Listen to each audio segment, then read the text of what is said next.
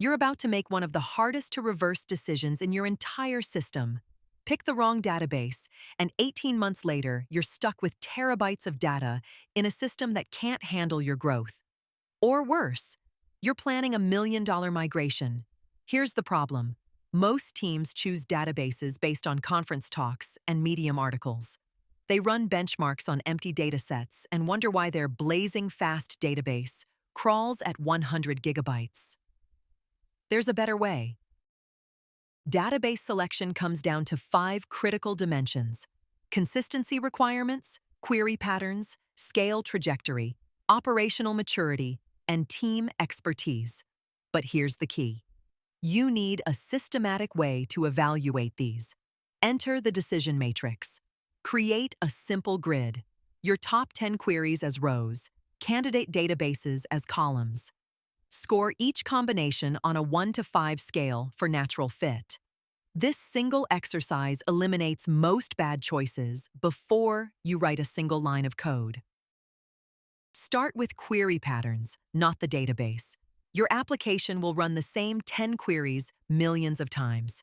Query 1. Find user by email. Simple key-value lookup. Any database handles this. Query 2. Get users' recent orders with product details and inventory status.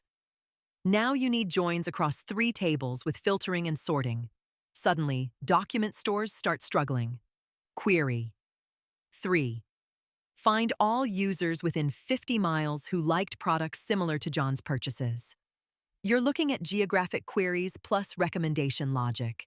The wrong database turns this into a nightmare of application-side joins and inefficient round trips. Some operations cannot partially fail. Transfer $100 from account A to account B. Either both the debit and credit happen, or neither does. This is where ACID transactions become non-negotiable. Atomicity means all steps complete or none do. Consistency means your data stays valid. Isolation means concurrent operations don't interfere. Durability means committed changes survive crashes. When you need guaranteed data integrity across multiple related operations, relational databases are still the best answer. PostgreSQL and MySQL cover 80% of use cases. Document stores like MongoDB work when your data is naturally hierarchical and you fetch one document by ID. They struggle with joins across collections. DynamoDB excels at key-value patterns where you design access patterns up front, but unpredictable queries get expensive fast. It charges per read-write unit. Time series databases like TimescaleDB compress metrics and IoT data with built-in retention policies. Graph databases like Neo4j shine for relationship-heavy queries. If you're doing more than 3 hop traversals, they outperform SQL self-joins by orders of magnitude. Wide column stores like Cassandra handle write-heavy workloads at massive scale. Netflix runs Cassandra for over 1 trillion rows, but you trade consistency for that scale. Using multiple databases is sometimes necessary, but always expensive operationally. Each database is another system to monitor, backup, upgrade, and page on at 2 a.m. Stripe famously ran on just MongoDB and Redis for years before adding more databases. Every additional database multiplies your operational complexity. You need monitoring dashboards, backup strategies, disaster recovery procedures, and team expertise for each one. The cognitive load compounds. Start with as few databases as you can justify and add specialists only when PostgreSQL demonstrably cannot meet a specific requirement. Once you have terabytes in one system, migration cost dominates all other considerations.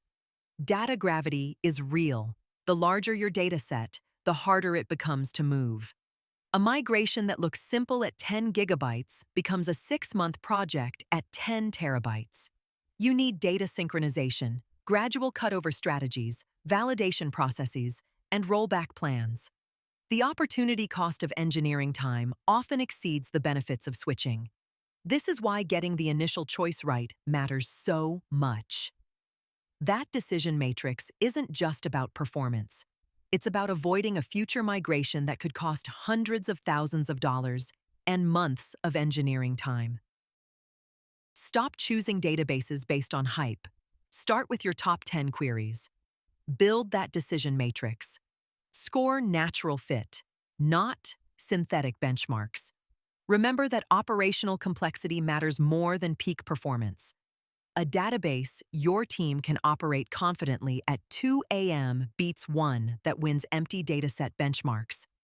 PostgreSQL is still the safe default for most applications. It handles JSON, full-text search, geospatial, and time series reasonably well before you need a specialist. And remember, the best database choice is the one you don't have to change.